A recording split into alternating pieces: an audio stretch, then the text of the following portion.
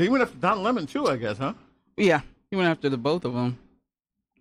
See, that's you know, I'll go into it more with this. See, a lot of times, with you know, he's getting ready to get us. Well, put it this way: it's bad that you got a 24-carat attention whore as president. Mm-hmm. What's worse is you literally and figuratively have to disseminate what he says and whatever. Because most of his tweets, I just ignore because he's just a fucking idiot. Because if you looked at the whole Skipper thing, there's tweets out there of him praising LeBron and going after Michael. Right. So he's, you know, I mean, put it this way. If he was, you know, forgive me. If he's a woman, he'd be the president of the Ex-Girlfriend Society of America. Because he's a mean, spiteful SOB. You know? And we're live. Yep. And you know who I'm talking about. And we will find out in a little bit who you're talking about. Good evening. A little late for us on the show here at 103.5 FM, WNHH. That lovely sound you hear in the background is the air conditioning because Connecticut is in the midst of a heat wave. So, speaking of heat and waves, haha, clever, clever. I am in the studio after almost 2-week hiatus because I've just got a lot going on my other professional life. So I've been literally worn out during the day, and I needed a little respite, a little rest before I came back. And actually, last week makes 3 years that I've been doing this podcast. It might even be 4. Congrats. I got to check. Yeah, It's kind of cool.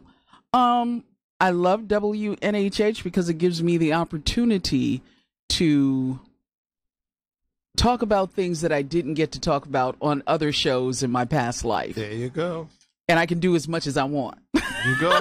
There you go. So it's perfect. Like you see them guys on the TV. Right. So in the studio with me, if you haven't picked up on it already, is Tony McClean. And when you see Tony McClean in the studio with me or hear him on air, that means that we are talking sports. Yay! I love to talk sports. And so, love him or hate him, not Tony. We're talking about the most talked about athlete in the United States over the past month. Johnny Manziel? Who's that? Exactly. We're going to have a robust discussion, if you will, about LeBron James.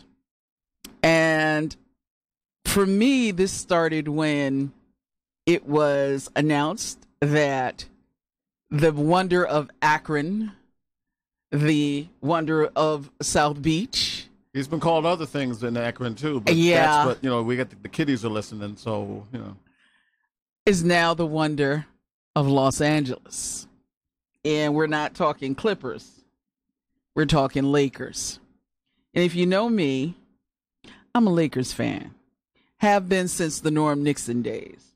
Wow. I have never given up my first, which is now like sort of yellowing, but it doesn't have any holes in it.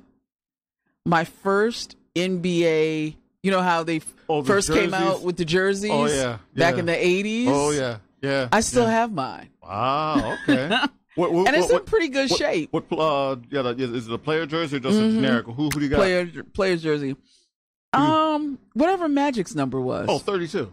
No, he didn't have 6 numbers like Kobe. Like other people. Yeah. And, you know, I've got a love-hate thing going with Kobe, but that's for another show, another day. Okay. But LeBron James has a $153.5 million contract. He's making a couple bucks, yeah. With the Lakers. Mm-hmm. And folks, what she's dancing around is she's very ambivalent about it because I guess I can say this. You can say it. You're not like a hater of him, but you're not a big fan either. I'm not a fan because I don't like his style of play. I think that LeBron probably would be an even better player had he gotten. Let me back up by saying that there's no question about his talent. That's not what I'm questioning. Mm-hmm. Because he's in the NBA. Sure. Although the NBA, as we know it, has changed. That's a little shade. And that's another, and see again, that's that's part of the whole, argument. And it's, and not to, take away from what you're saying. The thing to me is, I think I've said this on the show several times. When I hear the James versus Jordan comparisons, I'm saying you're comparing him to the wrong guy. Right. I will always argue to the day, he's Magic Johnson. Mm-hmm. He's Magic Johnson to his stature, to his style of play, and everything else. Now, can he score like Jordan? Yes, of course he did. But see, it sort of goes back to the whole argument of the NBA, and I'll use Magic as an example.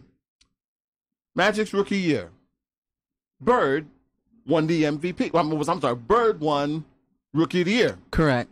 Unanimously, if I remember correct. I don't know if it was unanimous, but it was he won by a pretty large margin. Right. Which I still think to this day, really? Well, that goes back into the whole, Magic was a brother, but sports writers were mostly white. But see, that's my point, though. See, that roll with me here.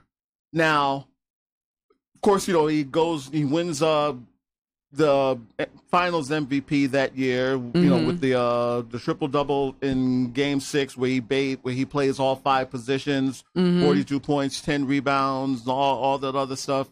Basically, made Darryl Dawkins and Caldwell Jones be disowned by their parents afterwards, and and so on and so forth.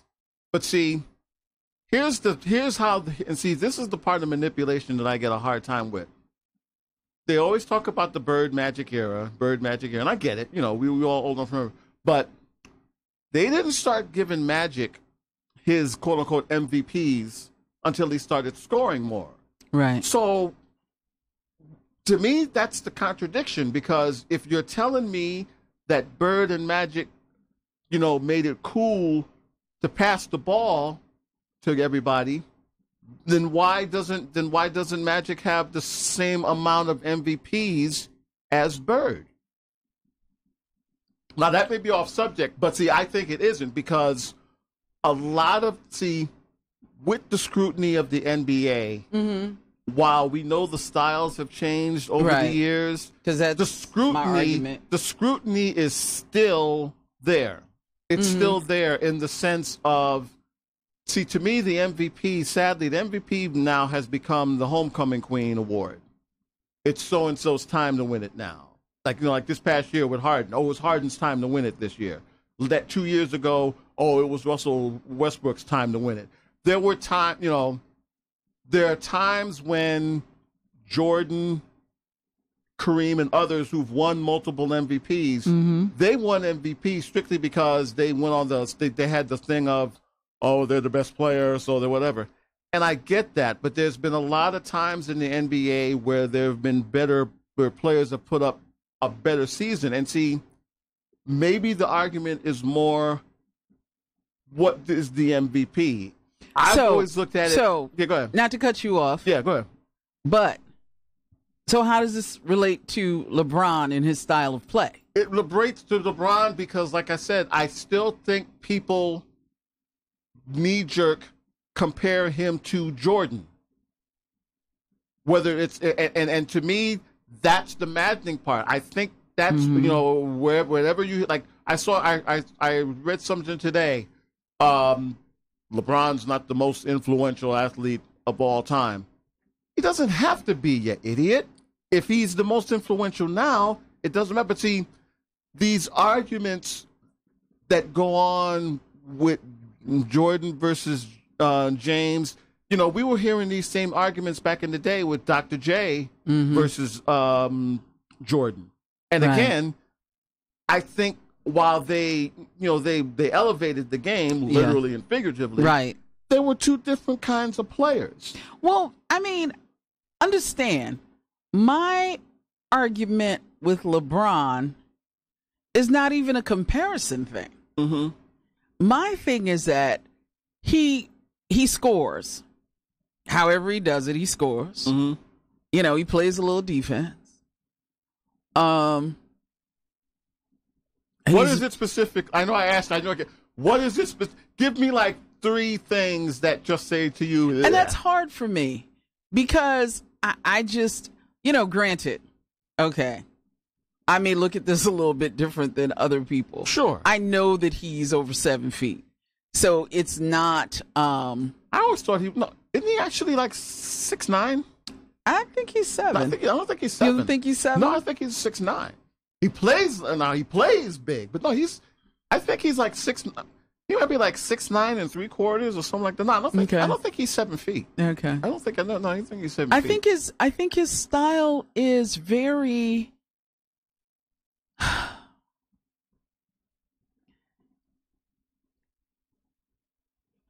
it's hard for me. I can see it, but it's hard for me. His physicality is very difficult for me. Do you think he's a bully?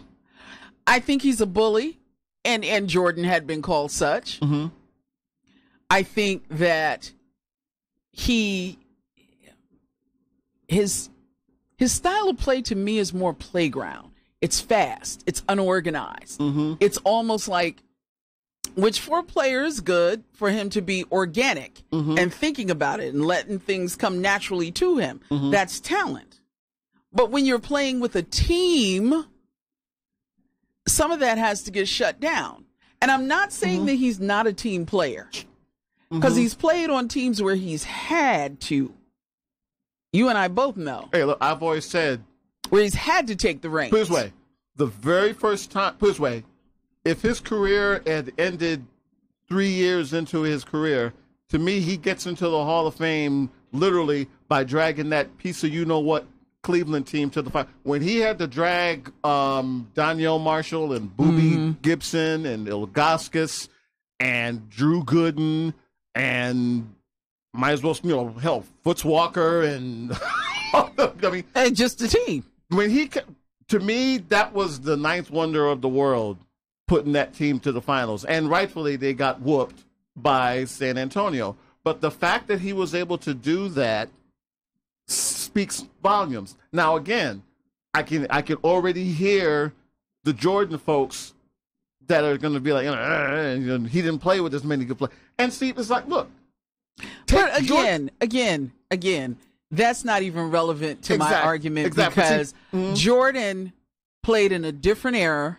Mm-hmm. The game was different, right? Because we're coming off of the greats. Because people had complained that, and you're a Knicks fan, that basically. I'm the only one left. Well, I could say you and the whole of New York City after that. It's a little different. When they win, they're there. They're with them win or tie, and we all know that there's no ties in the NBA. But that's a whole other story.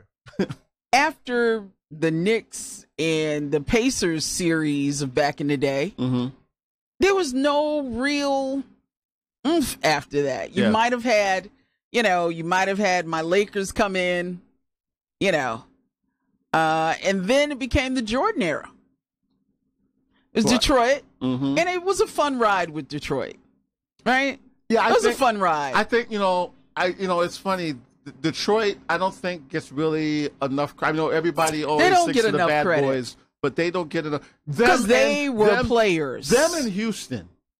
Them in Houston, probably more so Houston than Detroit, because Detroit's had, they've had, you had Isaiah there, you had Dumars, you had a Hall of Fame coach with don't forget Rodman as well. Right. So they were more identifiable nationally wise. Houston, but they were genuine players, and and they understood the team concept. Oh God, yeah. I got to roll, you got to roll. Exactly. I'm not going to step over your role, but I am going to do the best in mine. Now, for me, again, going back to LeBron, Right. in some ways he's had to do that. In other ways, I feel like he could give up the ball more. He could be a little bit more polished. Mm-hmm. He could be less childlike when he gets mad and he doesn't, you know. The wine and his wine and cheese act. But see, let's be honest. I mean, there's an NBA player in the world that will admit that he fouled somebody. But yes, it does get grating on you old after a while. Well, and one of the greatest of all time, Timmy Duncan, there were several times I would watch them and say, "You want some cheese with that wine?" Because it does take, but I know what you're saying though. It takes away away from him as a player. Yeah, and see, the funny thing to me in regards to that whole, because I mean, literally, in a sense, it's a catch-22 because see, remember some of the early criticism. Matter of fact, I go back to that year that they got to the finals. Mm-hmm. There was a key game. There was the first game in the Eastern Conference Finals with Detroit. Mm-hmm. And, back and forth. And Cleveland has a chance to either tie or win it late. And LeBron passed the ball to Daniel Marshall. Uh-huh. And you would have thought that he, slapped Mother Teresa on Easter Sunday with the reaction. And people are like, you can't pass the ball at a time like that. That's what, and see, and just the whole, and then, and again, I don't want to turn this into a Jordan back to Jordan wouldn't have done that. Wilt wouldn't have done. And I'm like, wait a minute. Now, when he takes the shot, all the time, well, he's such a hog. You can't, there's so many folks to me that my thing is, look, just say you don't like him. There's way too many people to say he ain't this and he ain't that. And I'm sorry, after a while, you just sound like, you're the head of the ex-girlfriend Society of America and just going to hate on him no matter what. But see, my thing is, look, you have to take it into context. And you're right. The game is changed a lot now. Immensely. It's a lot more one-on-one. I don't like to see. And see again, I'm trying my damnedest not to make this a whole Jordan thing. But when I hear people, but you have. Well, no. See, only because when everybody criticizes him, Jordan's name comes out is in their mouth, and I'm like, enough, enough. Well, already. and on the sidebar, just like you talk about all greats, right? It just blows my mind that people still, and I guess that's always the way of sports, right? When you talk about boxing, when you talk about horse racing, there's always the comparison is always there, right? And there's nothing wrong with that if it's done, I'll say it, if it's done intelligently. And I'm sorry, to me. Well, but my thing is this. Jordan hasn't picked up a basketball in, as far as we know. Yeah, well, let's put it this way: in front of cameras, in anger, let's put it that way. In an arena, okay, where he is seen by millions. Exactly. Okay. And yet, there have been other players to come along, and people still talk about Jordan. Sure. And that's, and you get it, right? Because he had an effect on the era that he played in. And see, and again, this goes back to sports arguments. Joe Louis was perfect for his era. Right. Jackie Robinson was perfect for his era. Right. Jim Brown, guy. On and on and on. Although, Ali is just Ali. Well, see, look, he stands alone. There's always going to be,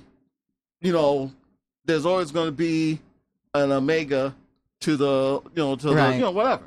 And there's always going to be that. And Ali, for a lot of people, myself included, and let's put it this way, Ali is the only sports idol that I have.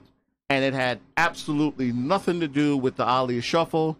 It had absolutely nothing to do with him and the Joe Louis trilogy. It had absolutely nothing to do with him beating George Foreman. It had everything to do with him being a man that we all admire because of the stand that he took and because we still, his resonance. And see, the thing to me is, and I'm trying not to go too long here, Ali, and again, I go back to the analogy of coming in at a perfect time. Ali's era came just at the time when Dr. King got killed. Right. And in a sense, he became, that civil rights leader for us. Because remember, they stripped him of his title in 1967. Right.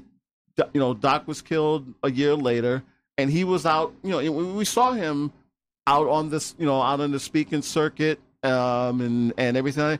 And in many ways, during that exile from the ring, he became bigger than the sport. He was, clearly, and this was... He was larger than life. Well, I mean, and this was before the internet, before 24-hour media and stuff like that. There were people in the huts in Haiti and whatever.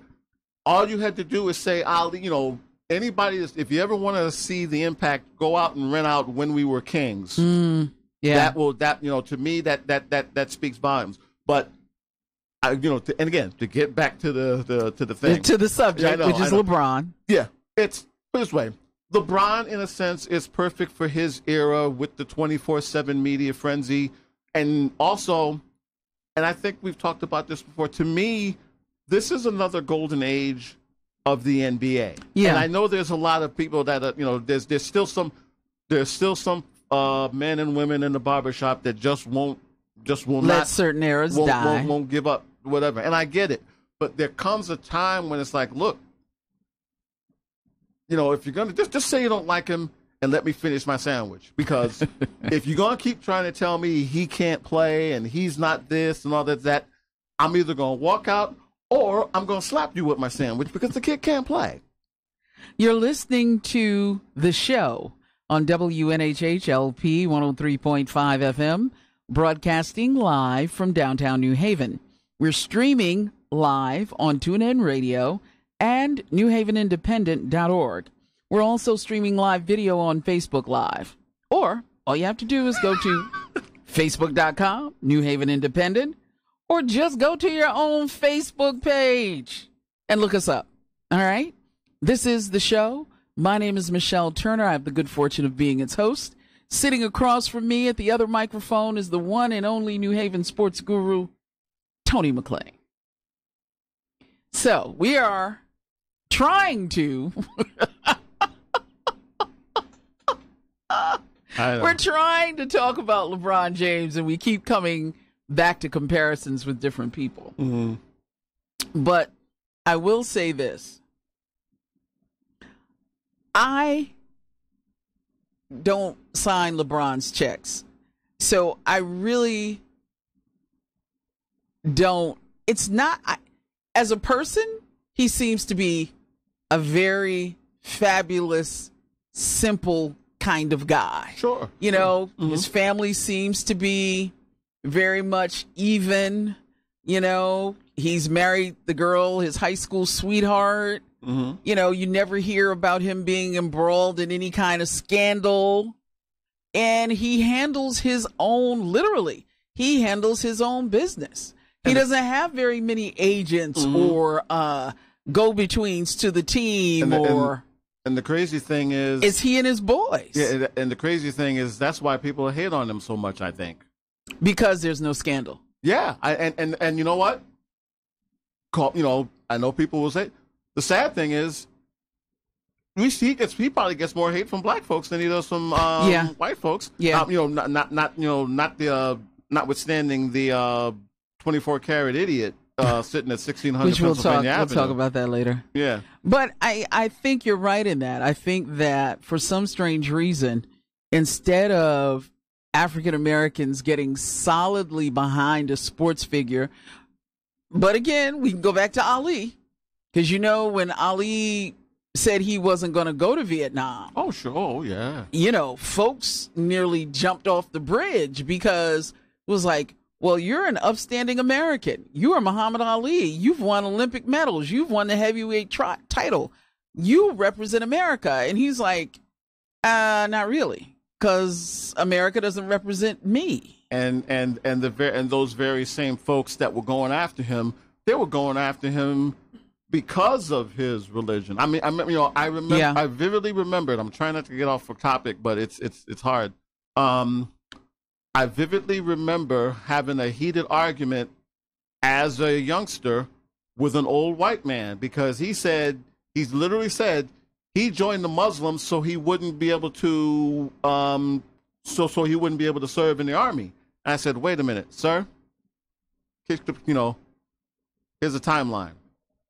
Ali, then Cassius Clay, February 25th, 1964, youngest heavyweight champion in the world. February 26th, the next day. My name ain't Cassius Clay no more. My name is Muhammad X. Eventually becomes Muhammad Ali. Other thing people forget. When Ali became the champ in 64, he was considered the 4F for military service. Correct. All of a sudden, 3 years later, he's qualified. He's qualified. Now, I know nothing about military history. I know nothing about procedures or what have you. But all of a sudden, he went from 4F to, and you're going to tell me that it had that wasn't a political thing that was going on there? But I digress. He also made the statement, "Ain't no Viet Cong ever called me a nigger." And that was the shot heard around the world. Oh yeah. Well, see, look, they were already, they already had their preconceived notions of the nation back then. Mm-hmm. They already had their preconceived notions of his friendship with Malcolm, right, at the time. Right. Matter of fact, people forget the rematch. The rematch with Sonny Liston. Mm-hmm. Almost didn't happen. Mm-hmm. Almost didn't happen. They had to have it, and it wound up being in Lewiston, Maine, because they didn't want. I take that back. The first title fight almost didn't happen because if you remember, it was February '64. Malcolm was killed, I believe, on February 19th. And when he was, and he was killed not too long after Ali won the title. Right. So trust and believe. There was a lot of political stuff going on there, and see, to coincide that with LeBron, and let's be honest, you had black folks back then too that had a problem with Cassius becoming Muhammad. Listen, there were black people who had a problem with the civil rights movement. Oh, yeah, I recently saw, probably last year, maybe 2 years ago now, I saw an older black minister. I don't know. I was flipping channels, so I don't know where he was out of. Right. But he was giving a sermon, and he said, and I quote, "Dr. King should have waited. It was not his time." Yeah. And my mouth fell open. Sure. But that was the argument. There were a lot of people who felt almost of the mindset of a Booker T. Washington, if you will. We'll work our way into civil rights. Yeah. Yeah. There are always, unfortunately, forgive me, there are always house niggas, unfortunately. I hate to say, I mean, there's no nice way of saying it, but and I hate to say but to me, that's the epitome of that. Because if we kept waiting, because see, it's bad enough we had the quote-unquote white liberals saying, it's not time, it's not time, it's not time. When was it ever going to be time? Yeah. And I think the interesting thing about Ali, and then we'll get back to LeBron, was that he met with folks like Jim Brown and that's young Lou Alcindor who was finding his own way. Turned all those athletes around who met with him. That iconic picture of all of them. That's still one of my screensavers that I have all the time, because it's unfortunate that for whatever reason, not enough of these athletes do that now. I think that's the one thing I think that somewhat sets LeBron from some of these other guys. Now, I will say this: he was sort of silent, during the whole Kaepernick thing. At least I feel. And there hasn't been very many athletes that have spoken up enough for Kaepernick. But again, that's another 2-hour show, and I'm trying to keep. And here's the other thing about that, though. I think Kaepernick has had a domino effect. Oh, definitely. Because LeBron gave $41 million of his own money. It wasn't like he said, "Here's $1 million toward a school." Mm-hmm. He didn't talk about it. He didn't let folks know this was what was going on. Exactly. Yeah. The Akron Board of Ed was quiet about it. And it's all him. And it ain't hurting his pockets. Exactly. And he's taking on kids who possibly were like him. Oh, sure. So, that in itself shows you the character of the man. Exactly. And so, again, I don't have a problem with LeBron James, the person. So, do you, take off your news thing right now. Mm-hmm. As a Laker fan, you really don't think he's going to help this team? And the reason why I think that is because I think his karma's bad. Look how long it took him to really gel or not gel with Cleveland. Now, again, you got to do it with sort of qualifiers, because remember, this was a completely different team. I know that. From when he first came back. Both times, it was still difficult. Oh, Usually, sure. it doesn't take that long. You might have a year. You might have 2 years. That third year, you're pressing on if you got a superstar and some helpers. And I think that's the issue, even in L.A. L.A. does not necessarily have folks who are of the ilk of a Scottie Pippen or a John Starks. Well, granted, you've got a young team, and they have the potential to become whatever. But as far as help for LeBron, it's going to be a struggle again, and he's going to be frustrated again. I was really surprised they let Brook Lopez go, because to me, he would have been probably the help. Oh, definitely. I know a lot of people, think he's somewhat soft and doesn't really rebound enough, but I think it'd be safe to say that he might have been arguably the best center he played with. Now, I know there's going to be people that say, well, he did play with Shaq. But that was Shaq ate hamburgers right. ago. That's what I was going to say. That's not Shaq. That was Shaq and Kobe. That was the Shaq. That was right. That was it's like that old Bill Cosby line. That's a bunch of people trying to go to heaven down the road. That's what he was. He was trying to get to basketball heaven. That's all. Well, is there anybody? Because in all honesty, for all of my pledge of love for Lakers, I still don't know the team all that well. So you tell me, is there anybody? Because let's face it, you got Magic in the front office, right? Sure. And you probably have Kobe creeping in every now and then to watch a practice or to throw a ball around. And he always talking about, I can come off the whatever. It's like, sit down. And you might have, even though Jerry West is with different people, you might have Jerry West fly in every now and then, and Kareem's dropping through. So everybody's coming through the gym at some point, right? Sure. So my point in that is, you have the opportunity with some very great players, right, to build someone who's got potential to work with LeBron. So my question to you is there really anybody on the Lakers team this year from last? And my understanding is, for the few games that I watched, they're not that bad. No, they're not.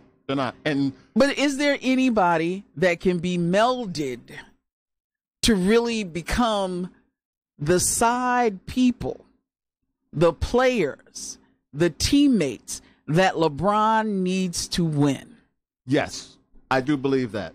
And you may not think it's the guy that I think it's the little ball kid. You do. I think one of the smartest things they did was bring in Rajon Rondo. I'd agree with that. Because, see, to me, Rajon Rondo can be his Crash Davis. Yeah. Look it up. And also just the aura of LeBron being there, I think I think he's a guy that can. I don't look at him as the master manipulator as he was made out to be in Cleveland, because, and I had an argument with another friend in the media in regards to this with him. Well, don't say it. You don't think he's, I don't think. As we said before, I think his attitude sucks sometimes. Sure. Manipulator, is he any more than anybody else has been in the past? That's my point. See, I don't think so. Look, as great as Magic Johnson is and was, he got Paul Westhead thrown the hell out of there. Right. Because his style, and it's crazy when you look back at it now, was too slow for him. Remember, Westhead, it was too slow. He said, this is showtime. And then Riley basically came in there and just said, hey, if y'all just play defense, I'll let you run the damn gym. No problem. But yeah, I put it this way. Because of the specter of the soon to be possibly four-time champion Warriors, it's the Warriors to lose. Barring Steph getting into a fight with Aisha or Riley or learning how to curse in front of the press. Well, yeah.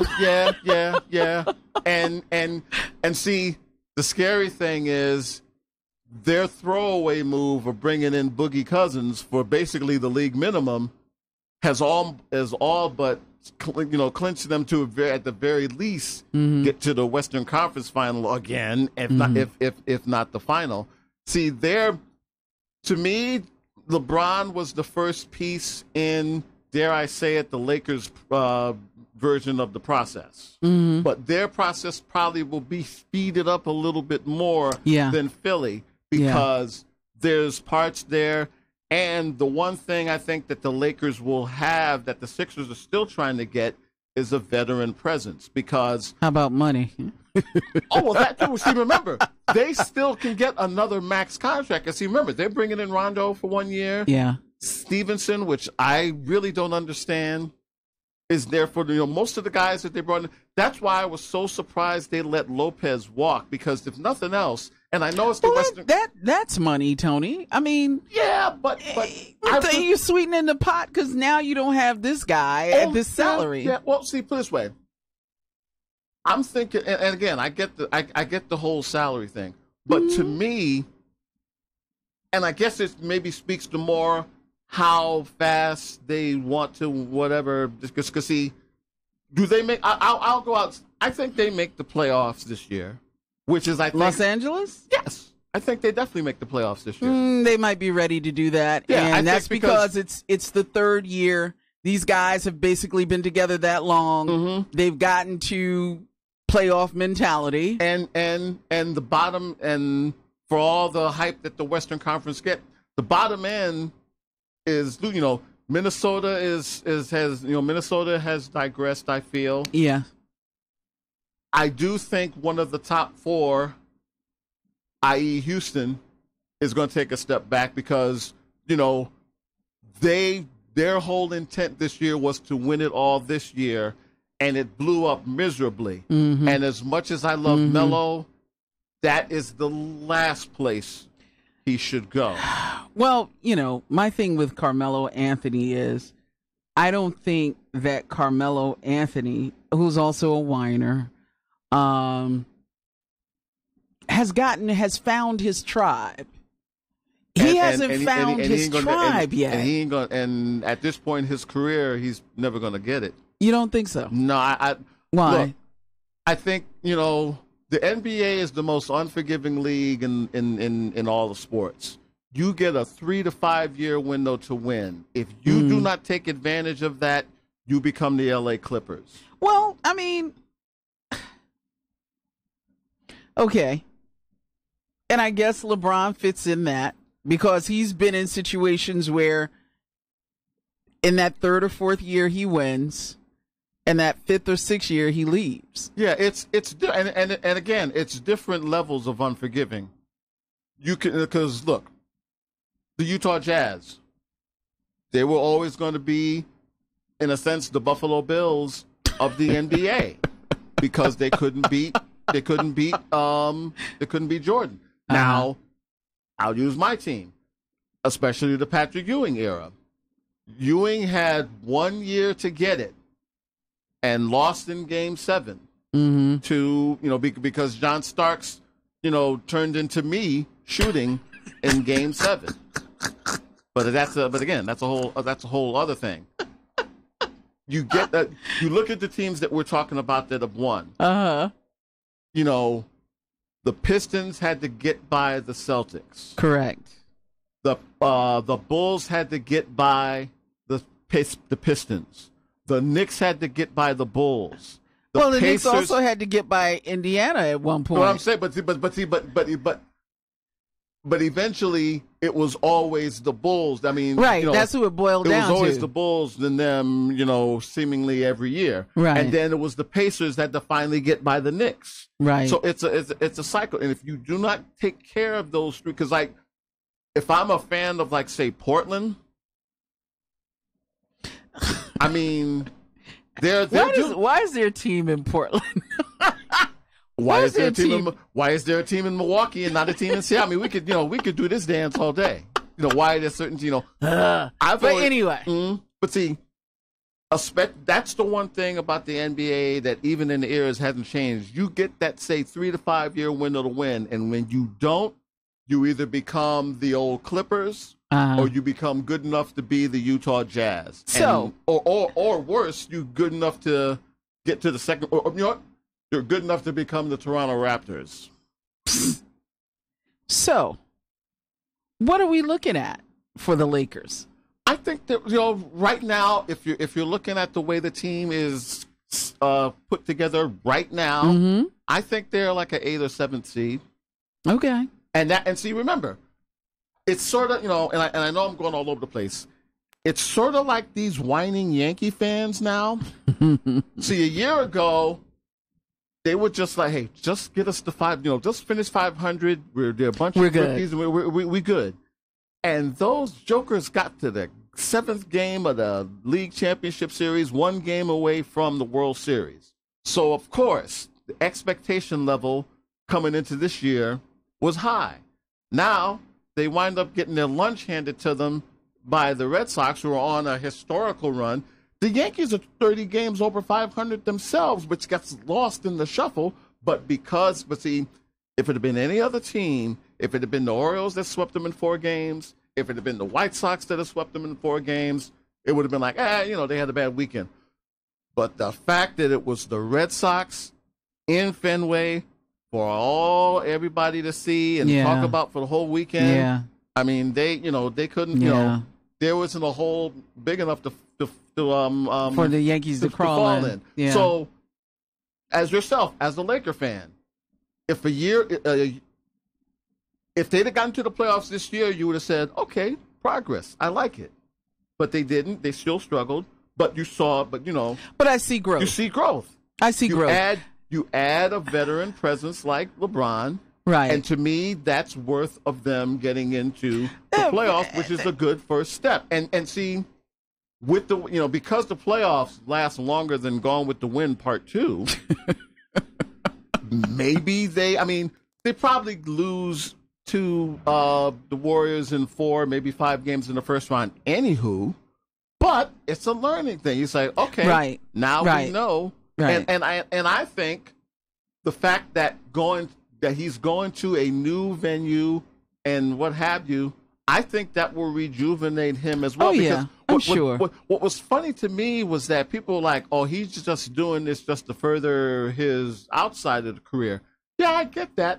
But you really don't think that this was a basketball move? Listen, first of all, he and Kobe are tight. That's the first thing. Second thing, how many people actually get asked to wear a Laker jersey?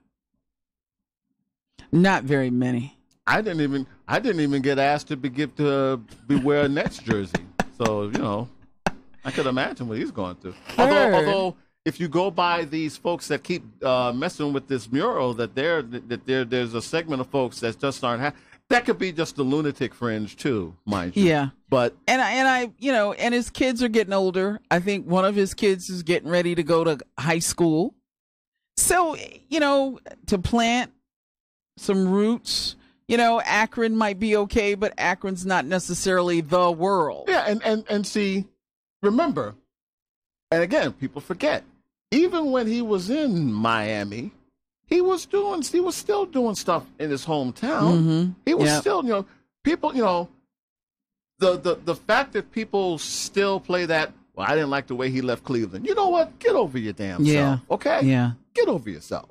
Well, we got a few more minutes, so sure. Let's talk about the Twitter war. Now, granted, like I told you, I am not a fan of the man's style of play. Not. Mm-hmm. But I respect him a lot as a human being because of the things that he's done and the fact that this man has really stood up and spoken out. Exactly. He was one of the very first people that kind of congratulated the Warriors for not going to the White House. For which they weren't invited to in the first place. But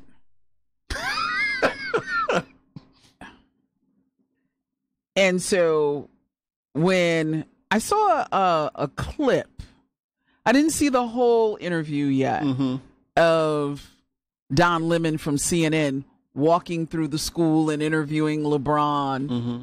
But a few days before, LeBron had, made a statement that Trump was dividing folk through sport. It's in the interview. And mm-hmm. so he repeats it in the interview. And Donald Trump goes on this whole thing of Don Lemon made LeBron look smarter than whoever. He made him look smart, but he likes Michael Jordan.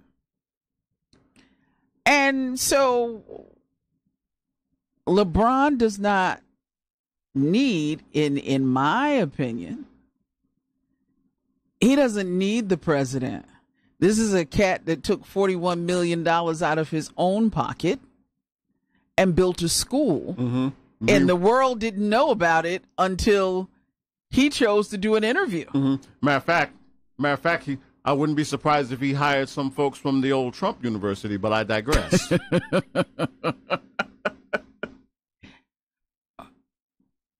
So the question I'm going to put to you is this really about race?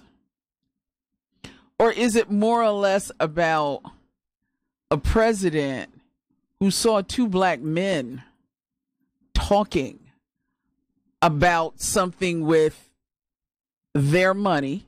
And I guess this is race. I was about to say. Let me walk that back a little bit. You know what? I know what you're going to ask. Yes, it is, because look who he's going. Look, and his quote unquote supporters or whatever say, well, he's going after white people too, not with the vitriol that he's gone after black folks. I mean, let's put it this way: he's got a serious, forgive me, folks. He has a serious penis envy problem with the former president. Because let's face it, from day one, he's done anything and everything to discredit what he's done. But is this not, and we've just talked about all of this in the past 45 minutes, but is this not unusual? Because there always seems to be something between presidents and athletes.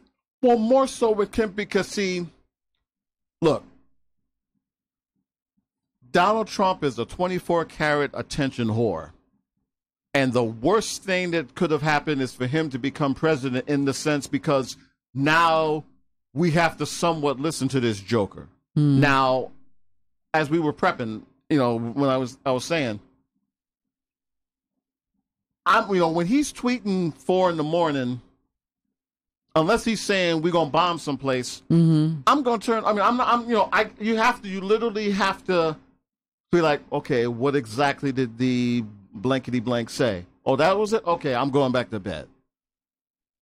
The thing is, and see, mainstream media has a lot to do with this as well, because if they had called this joker out in check when he was running the times he did, I think we would treat him like the surface nuisance that he is. But unfortunately, because he's president, now we are forced to listen to him.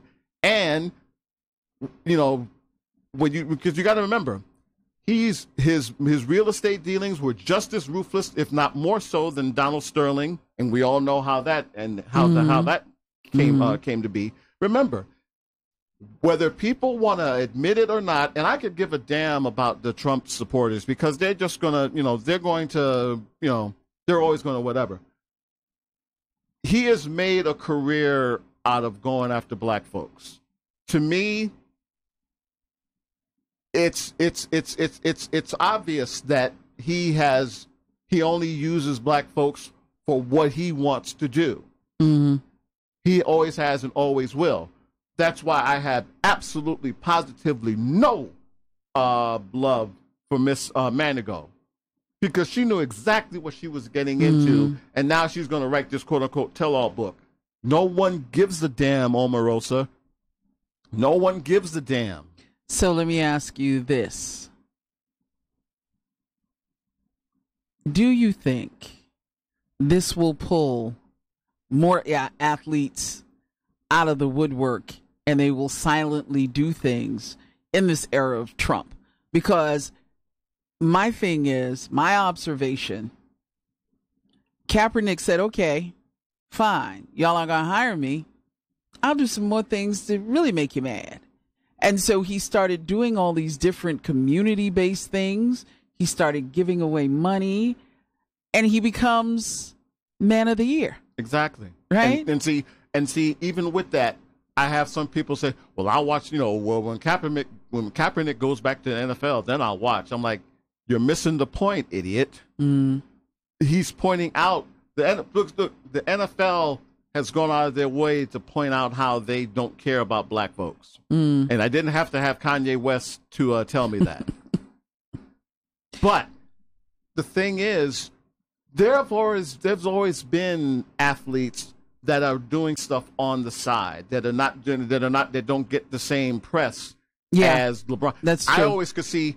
I had one of the biggest arguments with somebody saying, "Well, who is he? He's just a backup quarterback anyway." And I'm like, so you're not going to listen to him strictly because of his stature in sports? Can I raise those two ears of yours up so you can be a fully fledged jackass? It's about the message. It isn't about the messenger. And if folks are still not getting it in that vein, I don't, that's on them. That's not on, the person who's doing the act. Never is. All right. You've been listening to the show on WNHHLP 103.5 FM, broadcasting live from downtown New Haven. We're streaming live on TuneIn Radio and NewHavenIndependent.org. We're also streaming live video on Facebook Live right now. Just go to facebook.com/NewHavenIndependent, or just go to your own Facebook page. Look us up. So, Tony, with that,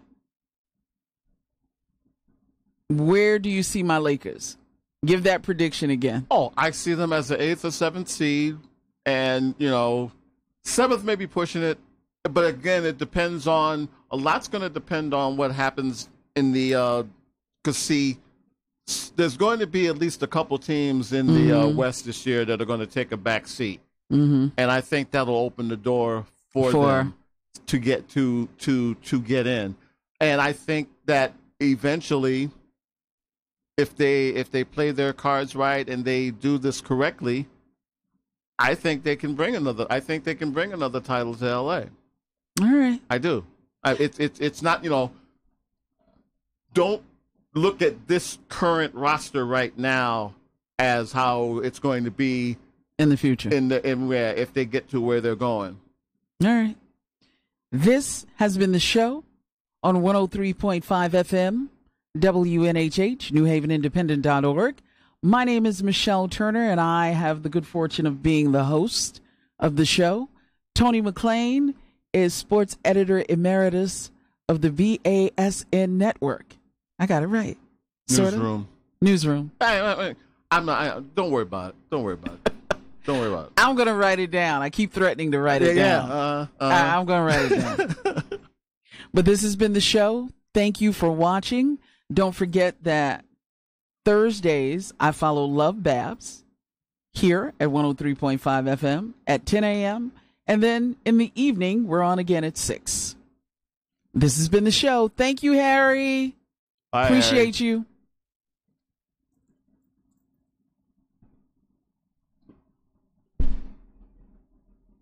We're done. We're up.